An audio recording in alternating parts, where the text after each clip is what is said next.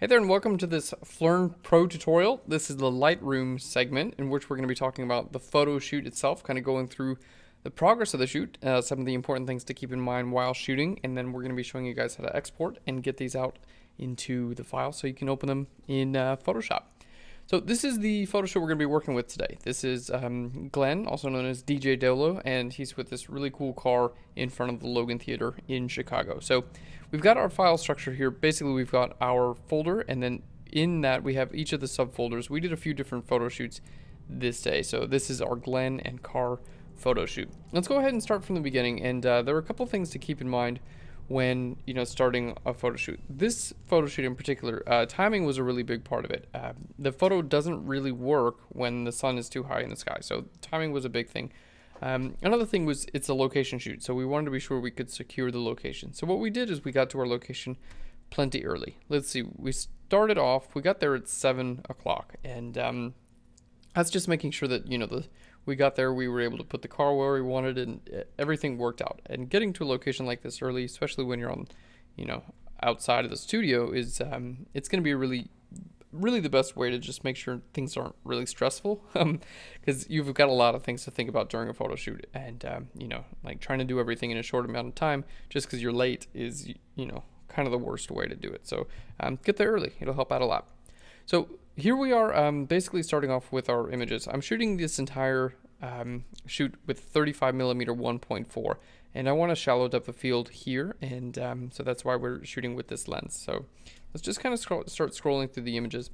And what's happening here is basically trying to figure out what focal length, or sorry, not focal length because it's all 35, what camera angle is going to look pretty good. So here we're back up, a little bit farther back, getting a little bit closer, kind of like changing our angles a little bit.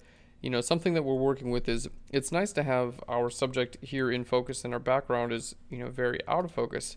But one thing we are going to see is that we're losing some of the sign there as well. Trying some different angles, see if it looks good that way in case we wanted to move the car again, playing out with other people in the car, changing our angles and things like that. So just kind of like working with the angles here, and you can see by right about here, let's hit I again. You can see it's about 7:35. So that's 30 minutes. Now we took a little bit longer than we needed to do all that because we're still waiting for the sun to set. So at this point, 7:30, we've still got quite a big difference between the sky is quite a bit too light, and we can't see a lot of detail there in the letters. Especially here, you can see the sky's light and the letters. These are just like neon signs. They're competing with brightness of the sky. So if the sky is too light, you're not going to be able to see all the really nice detail in that neon and what's going on here. So that's not something you can fix with a camera setting or lighting or anything like that. That's just something that you have to wait. One light you can't control is competing with another light you can't control. So you can just wait and the sky will get darker. I promise it will happen. So that's basically what we're doing. It's getting everything set up and, figuring out our camera angle. And, right about here, it's pretty much, that's about what the final is. We're just kind of waiting. So when we get the camera angle figured out and just decide, okay, we're going to wait, next it's time to work a little bit with lighting. So we get it set up. You can see we tested out having the octabox camera left there. You can see the reflection of the octabox there, and it's not giving us exactly what we want. So we're going to move it over to the camera right now. So you can see it's moving over to the right. You can actually see the octabox right over here in the frame, and that's what's lighting our subject. So there's, without a light on him and then with a light. It's not the biggest difference in the world. We're not trying to make it look like he's like blown out. This is supposed to look a lot more natural, like he's actually lit by things that would be on the street. So once we've got that dialed in pretty well, we set our next light, which is going to be camera left, and that's got a red gel on it. And that's going to imitate, another type of street sign. Maybe there's a neon sign right to the left of him. So, similar to what's going on there. And our color temperature is really important. You don't want this to be like blue or green or, anything weird like that, purple. The reason is you want these things to be like relatively believable. Maybe there's a stop sign back there or something like that. But, a red light like that, close to dusk that's a believable light. Like you see red lights everywhere. In fact, there's going to be one in the actual shot. Our octabox here has got a CTO gel on it, and what that's going to do is warm it up a little bit because the light you see after the sun starts to go down, it's just going to be a little bit warmer. You can see warm lights here, warm lights there. And you don't want to shoot with daylight balanced lights, after the sun is going down, because it's just going to give you color temperatures that look really weird. So continuing to go along, we've got our lights, kind of like you can see we lowered the power of that red light just a little bit, and continuing to go along. This is about where we're, looking to shoot. There we go. It's 8 p.m. at this point, so we've already been there for an hour. At this point, we are, testing a few different exposures just so we can bracket those later if we need to do that. There we go. And the sun is setting down even more, and we're starting to be able to see quite a bit more detail in our sign. So let's just continue on to right about here. And I think this is a pretty good place to kind of show you the before and the after. So this is at 8:12, and we can see the difference between the sky and the sign there. And we want that sign detail. It's really nice detail. Like, why would we not want that in the shot, right? Let's see. I'm just gonna hit two of those. Command click on the two of those and hit C for the compare tool. And here you can see even at 740, we've got that light of a sky, and we can't see much detail here. And here at 812, it's quite a bit different. Let's just go back in time. You can see even if we have a slightly darker exposure, like here, the sky is still pretty dark, right? So this is at 7 and this is at 812. The sky is pretty dark here, just as dark it is here because we're using a faster shutter speed, but you don't see any of the nice detail from the Logan sign because it's being lit by the sun. It's not, being lit on its own. So here we're using a slower shutter speed and getting the same brightness of the sky. To get that brightness of the sky, we had to use a faster shutter speed, if you were wondering what the difference is there. So just waiting a little bit longer is going to get you that, nice even exposure. So that's one of the big things that, a big lesson for me, in photography was, waiting to the right time of day. I always kind of figured you could just shoot at whatever time and it would look good, especially if you use lights. But, the real answer is that oftentimes you just have to wait and, so get there early and wait it out. Wait till the sun's doing what you want it to do. All right, looking good. So let's continue on, and we can see I'm doing basically because we're shooting at 35 millimeters. I don't want to shoot at a really wide angle lens because we get a lot of perspective distortion. Not only that, but we're shooting at this point at a 1.4, and I don't have anything that's wider than 35 millimeters that I can shoot at 1.4. I've got a 16 to 35. But that's a 2.8, so we wouldn't get as shallow as a depth of field, and I wouldn't be able to use the same shutter speed as well. I'd have to probably crank my ISO up just a little bit. So the other thing about shooting with a 35 is we're able to get the car in the shot, and that looks really good, but I'm just seeing the bottom parts of the sign. So what basically we do is move the camera up and take pictures of the sign as well, and that's just going to help when in Photoshop, if we need to put the sign in later, we can do that, and we're going to be doing that in the next section. So just make sure you focus on your subject, lock your focus and exposure, everything like that. Shoot with manual focus at this point, and then you can move your camera up, and then if you need that detail or you decide later you want it, well, you've got it, and you can choose to use it or not, but it's better to have it than to not have it. So here we're kind of working with our exposure and everything like that, and working with our subject. Glenn's doing great. I mean, he's not a professional model, but he's doing a good job. I mean, we're basically having him look on the, stand on the car and look to the side. It's really not that hard, to be honest, but he is doing a good job. All right. And so we're basically going through and just taking a bunch of pictures, and you can see it's going to continue to get darker and darker and darker.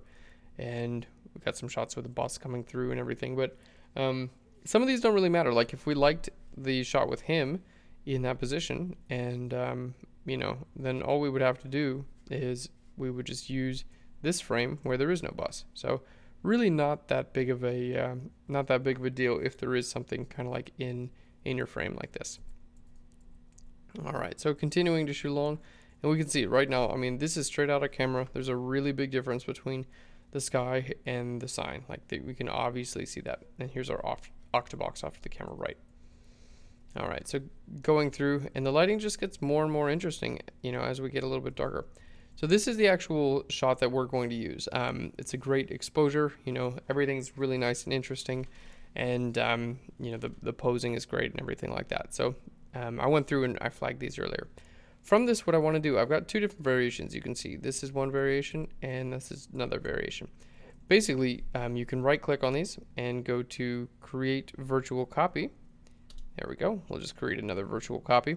And then what I've done is increased my exposure, which will give me detail in my shadows. And I've also gone through and decreased my exposure, which will give me details in the highlights. So this is our normal, non-adjusted photo. And we can see I don't have a lot of detail in the highlights. So this is a virtual copy that I just made. You can hit D for the default key. And you can't push these like too far, but you should be able to push them, you know, at least a stop or two. So this detail that's there, as long as it's not too blown out, you should be able to just crank your exposure down. And now we have detail there. So we're going to be combining those manually in Photoshop in just a little bit. All right. And let's just go back to our library. So that's what we've done. We basically created of the same file 3 different versions, one with you know, a darker exposure so we can get our lights, and one with a lighter exposure so we can get our darks. All right, and then going through and then choosing, you know, some of the images where we can actually see the sign and things like that. So, and then kind of just backing up so you can see everything. And you can see here, I mean, it's not, you know, not everything is in the right place. The softbox has been moved and everything, but this is straight out of the camera. The sky looks great, the sign looks great, and everything looks good. We did continue to shoot. I'll just show you this real quick to kind of show you the difference that it makes. This is getting a little bit later. You can see the fill light now is like really quite a bit less bright. I mean, this is all, you know, there's no light coming from the sky at this point. Just continue to shoot over and we can see our sky is almost completely black. So the look of this changes quite a bit. We've still got some like really cool shots out of this. But our sky, you know, is almost completely dark, and there's not really anything you can do with your camera settings or anything like that to like fix that. That's just the light from the sky is now darker. So the difference here, and you know, this is at, let's hit I for, there we go. This is at 8:53, so 9. So at this point we have been there for 2 hours, and you know, you can see quite a big difference from when you first get there. The sky is really, really bright, and you can't see much detail from this side, and later it kind of switches up. So you guys already knew this, like, duh, the sky gets darker. Like, of course I know that, Aaron. But my point is that if you want a certain look, like if you want that dusk look, you have to shoot at dusk. Like if you want a nice balance between your sky and any type of lighting like this, you really have like, you know, maybe a 30-minute window in which to shoot that. If you get there too late, just go, you got to try another day. If you get there too early and you have to leave, you got to try another day. That's there's really not really any way around that. So because those are things that you can't at all control. But we're not going to be focusing on those. We're going to be focusing on these shots here today. So once you've picked the images that you like, let's go ahead and filter by our picks. So these are all the picks that we like. These are our 5-star picks. So we're going to just see about exporting these out. I've already done this, but basically what you can do is right click on these. Now that you have them all selected, let's say we want to select out, you know, these 4. Right click and go to export. There we go. And over here to export in Lightroom. And then you can export them out as either, I have a selects preset built up where I export out as TIFFs in ProPhoto RGB at 8 bits, or you can export them out as JPEGs and you can work in sRGB or whatever color profile you prefer to work in. For this pro tutorial, the images are all in JPEG and also in sRGB. For that, the reason being they're smaller, and these are just for you to follow along. They're these are not portfolio pieces for you. It's just for examples. But when I'm working in these images for portfolio pieces and I really want to push them, I will export them as TIFF in ProPhoto RGB at 8 bits. And then you can just hit export, put them in whatever folder you like. And here we can see I have my selects folder that I create, and that's where all of my images go. So these are the images that were used to create the final, as well as a couple skies that I tried. So all the images that are, I believe it's this sky that we're going to be using, all the images that are necessary for this image to create it are here in the selects folder. So a very easy way to keep track of everything. And then once you start editing from in your selects folder, and you create like a PSD, then you'll want to put that in your master folder. So you can see here we have a couple different variations from shoots from that day. So that's really all we need to do, and very, very cool. So that's basically the entire process of the photo shoot itself, and talking about the importance of just waiting a little bit and the difference that it'll make in your photos. So hopefully that'll help you guys out. And that's it for the Lightroom segment. Now what we're going to do is go into Photoshop, open all of our documents, and we're going to start making some magic.